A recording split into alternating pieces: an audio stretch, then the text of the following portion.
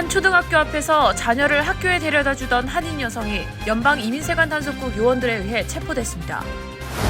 미국 노동력 공급이 급격하게 위축되고 있다는 주장이 제기됐습니다. 실업률은 사상 최저 수준을 유지하고 있지만 그 이면에는 경제 위기를 알리는 경고등이 켜졌습니다. 카카오톡의 첫 화면이 다음 달부터 크게 바뀔 것으로 보입니다. 카카오톡의 개편을 앞두고 기대와 우려가 엇갈리고 있습니다. 도널드 트럼프 행정부가 인텔에 이어 삼성전자와 TSMC 등 반도체 기업에도 보조금 제공 대신 지분 확보 방안을 검토 중인 것으로 알려졌습니다. 미전역 13개 주에서 판매된 냉동새우 제품에 방사성 물질이 검출돼 전면 긴급 리콜 조치에 들어갔습니다. 식품의약국 FDA는 소비자들에게 해당 제품을 절대 섭취하지 말 것을 당부했습니다. 뉴욕시 퀸즈에 거주해온 여아가 모친과 함께 이민법원에서 체포된 이후 에콰도르행 비행기에 실려 본국으로 추방된 것으로 확인됐습니다. 뉴욕에서 이민당국에 의해 체포돼 추방된 최연소자로 기록됐습니다.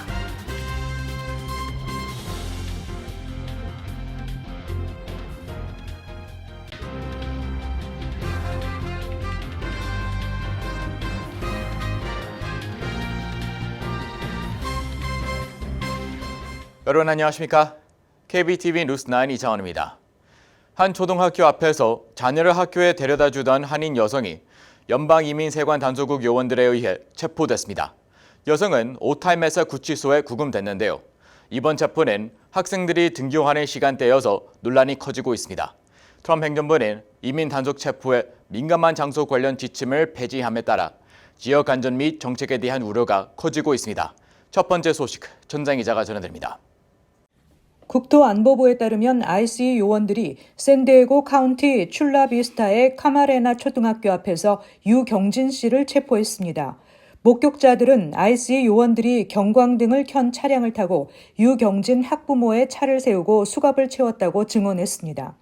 I saw them pull out a lady from her car and she was in handcuffs and they just brought her over to the SUV. 유 씨는 지난 2015년에 미국에 입국했으며 2017년 비자가 만료된 뒤 약 8년 동안 불법 체류해온 것으로 파악됐습니다. 또 2022년에는 이민 심리 불참으로 추방 명령이 내려지기도 했습니다. 국토안보부 트리샤 맥러플린 차관보는 유 씨가 자녀들을 태운 채 학교에 도착했을 때 체포됐으며 요원들은 전 남편에게 연락해 당시 차 안에 있던 자녀들을 인계하도록 허용했다고 밝혔습니다.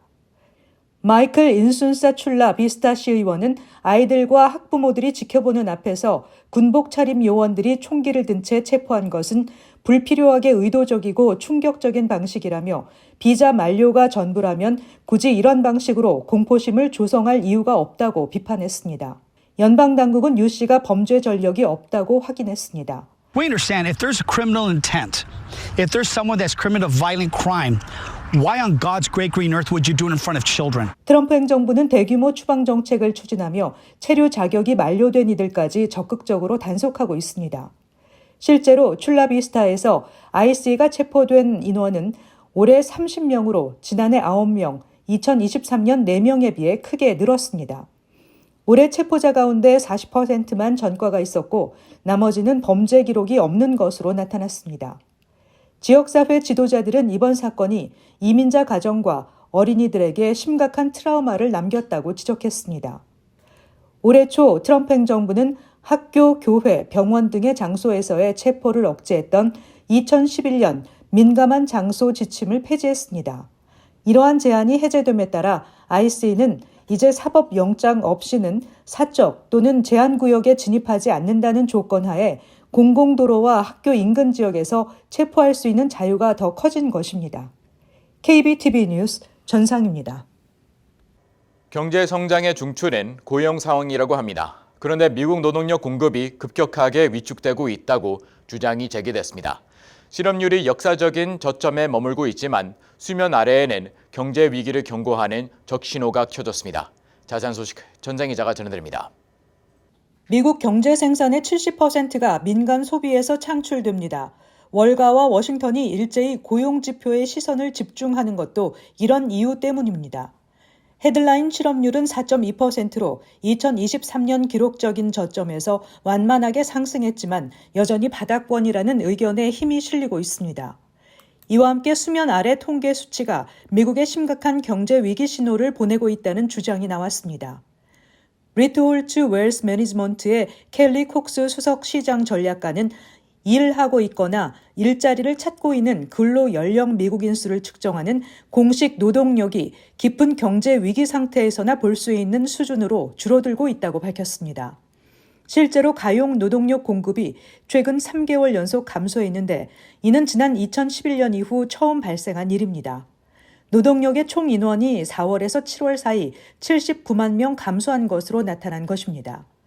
노동력 공급이 지속적으로 위축될 경우 경제 성장률 저하와 세수 감소, 생산성 하락 등 보다 구조적인 후폭풍을 몰고 올 수 있다는 것입니다. 노동 공급이 떨어지면 일자리를 맡을 수 있는 노동자 수도 감소하며 이 같은 상황이 장기화되면 기업들의 경영은 최대한의 역량 이하로 떨어지고 궁극적으로 국가 전체의 경제를 축소시킨다는 설명입니다. 노동력 공급 위축은 비즈니스의 수요 측면으로 파장을 일으킬 수 있습니다. 물건을 살 노동자가 줄어드는 만큼 기업은 생산을 줄이고 채용을 축소할 수밖에 없습니다. 이와 함께 고용돼 있거나 일자리를 찾는 25세에서 54세 사람들의 비율이 최근 들어 다시 우려스러운 조짐을 보였습니다. 노동력 참가율이 4개월 연속 하락했고 이는 채용의 급격한 둔화와 일치한다는 것입니다. 최근 4개월 사이 노동력에서 외국 태생 직원의 비율은 거의 1%포인트 하락했습니다. 이는 역사상 가장 큰 폭의 감소입니다. KBTV 뉴스 전상입니다. 카카오톡의 첫 화면이 다음 달부터 크게 바뀔 것으로 보입니다. 그동안 전화번호를 기반으로 한 친구 목록만 보여주던 친구 탭은 이제 인스타그램처럼 일상을 공유하는 게시물로 채워질 예정입니다. 카카오톡의 개편을 앞두고 기대와 우려가 엇갈리고 있습니다. 김은지 기자가 전해드립니다. 국민 메신저 카카오톡이 15년 만에 새롭게 개편됩니다. 다음 달부터 적용될 이번 개편의 핵심은 2010년 출시 이후 줄곧 전화번호부 형식으로 단순히 친구 목록 이름을 나열하는 방식 대신에 친구들이 올린 콘텐츠가 인스타그램 피드 형태로 표시된다는 점입니다. 정신아 카카오 대표는 최근 2분기 실적 발표에서 카카오톡의 친구 탭은 더 이상 단순한 연락처가 아닌 일상을 공유하는 공간으로 변화할 것이라고 밝혔습니다. 이러한 변화는 인스타그램과 유사한 방식으로 친구들이 게시한 사진이나 글이 이미지 형식으로 피드에 노출되는 방식입니다. 카카오는 이번 개편을 통해 이용자들이 카카오 앱에 체류하는 사용 시간을 늘리고 나아가 수익성까지 개선한다는 방침입니다. 실제로 앱 분석업체 모바일 인덱스에 따르면 카카오톡 사용자 1인당 월 평균 사용 시간은 2021년 822분에서 지난해 731분으로 약 90분 줄어든 것으로 집계됐습니다. 카카오톡은 향후 친구 목록에 있는 지인들의 피드 사이에 광고를 삽입함으로써 인스타그램처럼 광고 수익을 확대하는 방안도 검토 중입니다. 하지만 내부적으로는 우려의 목소리도 나오고 있습니다. 카카오톡이 지금처럼 빠르게 대중화될 수 있었던 배경에는 전화번호부 기반의 찾기 쉽고 간결한 사용자 환경이 한몫했다는 평가입니다. 한 인터넷 업계 관계자는 카카오톡 이용자 중에는 소셜미디어에 익숙하지 않은 세대도 많은데 갑작스러운 변화가 오히려 불편을 초래할 수 있다며 대다수 이용자들이 카카오톡을 사용하는 목적은 채팅이지 개개인의 일상을 공유하는 소셜미디어가 아니라고 지적했습니다. 실제로 카카오는 지난해 인스타그램의 스토리와 유사한 기능인 펑을 출시했지만 기대만큼의 반응을 얻지 못했습니다. 이와 함께 개인정보 노출에 대한 우려도 제기됩니다.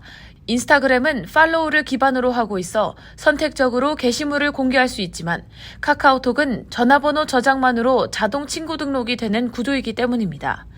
이로 인해 원하지 않는 상대에게까지 개인 게시물이 노출될 가능성이 있다는 점에서 원치 않는 개인정보 노출이라는 문제도 거론되고 있습니다.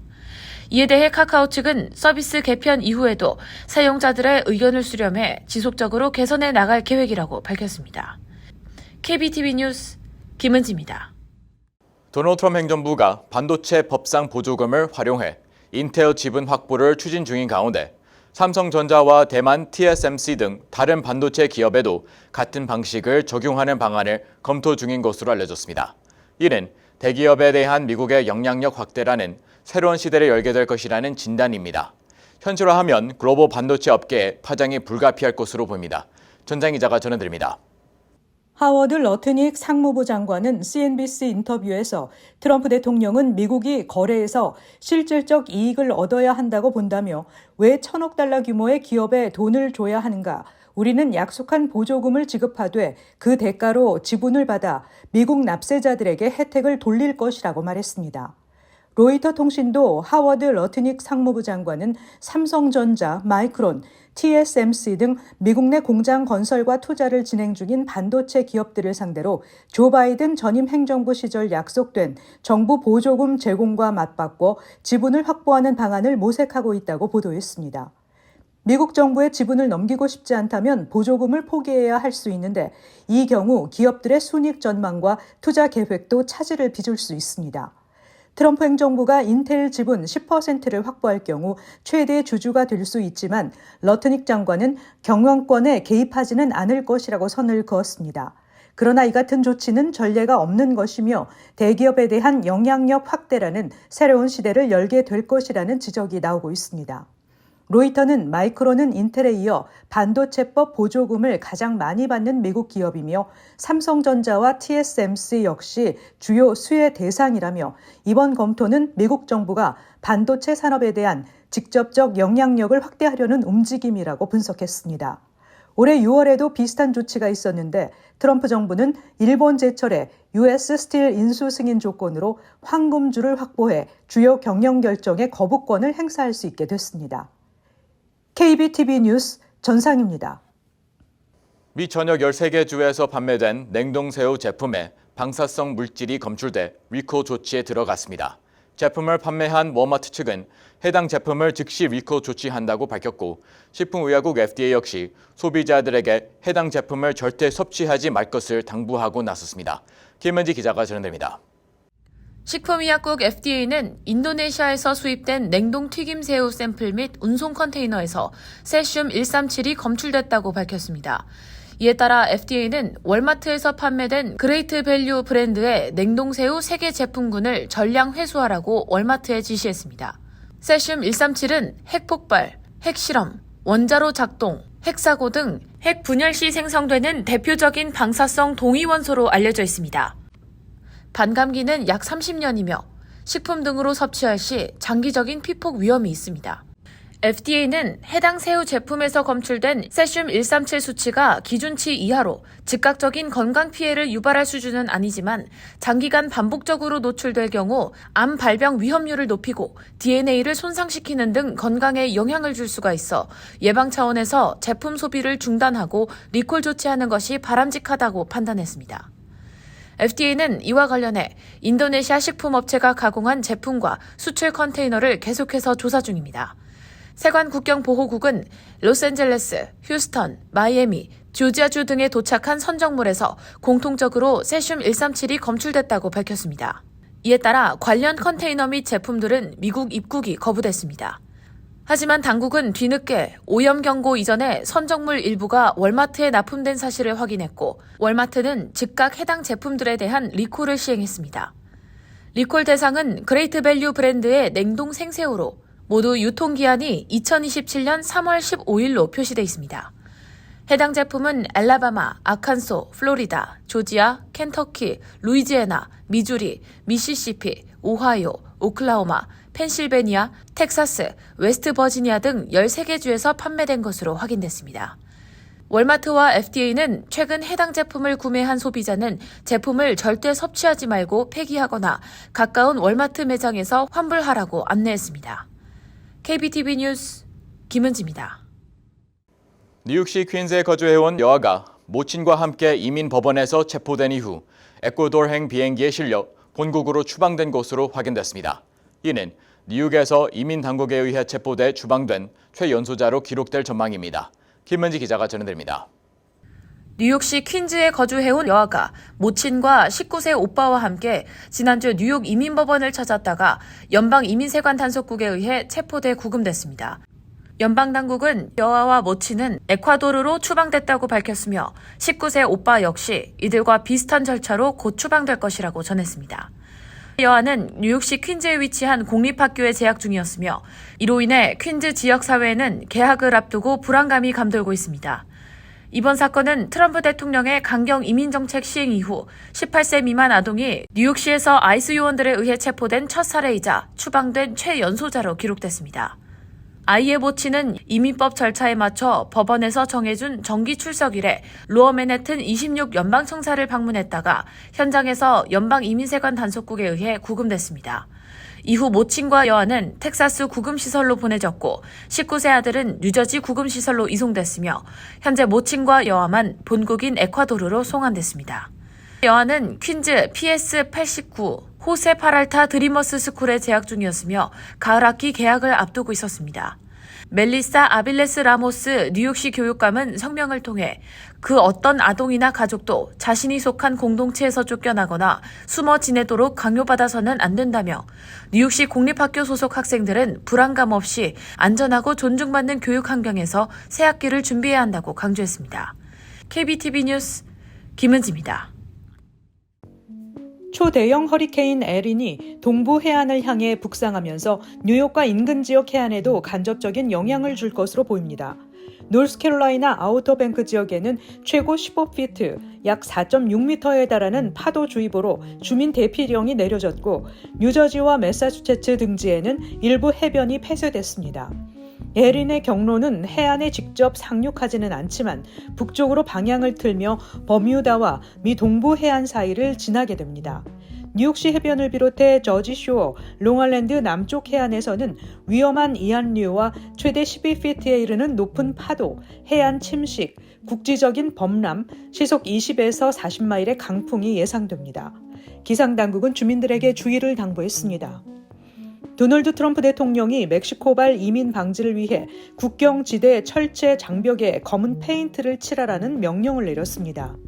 장벽 표면을 태양빛으로 최대한 뜨겁게 만들어 벽타기를 막겠다는 취지입니다. 앞서 트럼프 대통령은 첫 번째 임기 때 3,145km에 달하는 멕시코와의 국경 중 700km에 가까운 구간에 장벽을 건설했습니다. 장벽 건설은 전임 조 바이든 행정부 시절 중단됐지만 트럼프 대통령이 올해 초 취임하면서 재개 행정명령에 서명했습니다. CBS 방송에 따르면 의회는 지난달 국경 장벽 건설 및 유지 보수를 위해 약 470억 달러를 배정한 예산 법안을 승인했습니다. 멕시코 국경 지역에서는 비상사태가 선포됐고 수천 명 군인이 파견돼 있습니다. 연방법원 캘리포니아 북부지법의 빈스 차브리아 판사는 뉴욕과 뉴저지를 비롯한 20개 주의 메디케이드 가입자 정보를 이민법 집행 목적으로 사용할 수 없도록 하는 가처분 명령을 내렸습니다. 지난 6월 연방보건부는 캘리포니아 등 4개 주의 메디케이드 가입자 수백만 명의 개인정보를 연방국토안보부에 제공한 데 이어 지난 7월 연방국토안보부와 메디케어, 메디케이드 센터는 이민세관 단속국이 메디케이드 가입자 7,900만 명의 거주지 등 개인정보에 접근할 수 있도록 하는 협정을 체결했습니다.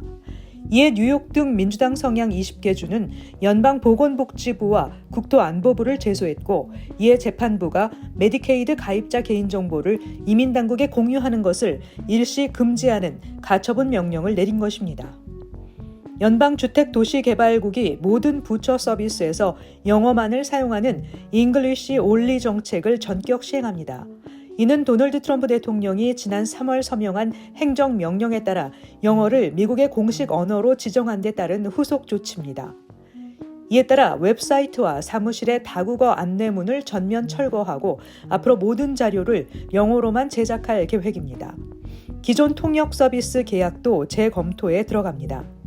장애인 차별금지법과 여성폭력방지법 등 특정 법률이 요구하는 경우에 한해 외국어 지원이 가능합니다. 이번 조치 이전까지는 한국어 등 222개 언어를 지원하며 영어 능력이 부족한 이민자들의 주거 접근성을 돕고 있었습니다. 잠시 후 커뮤니티 브리핑을 전해드립니다.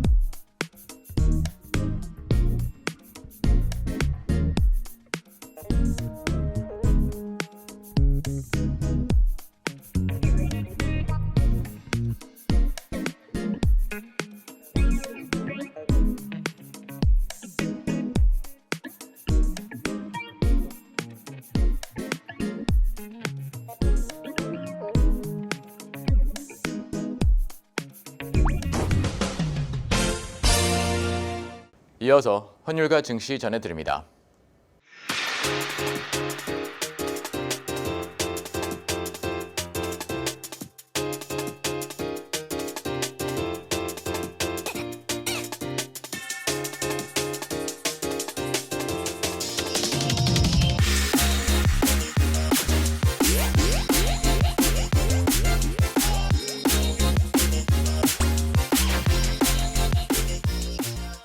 잠시 후 뉴욕과 뉴저지 날씨 전해드립니다.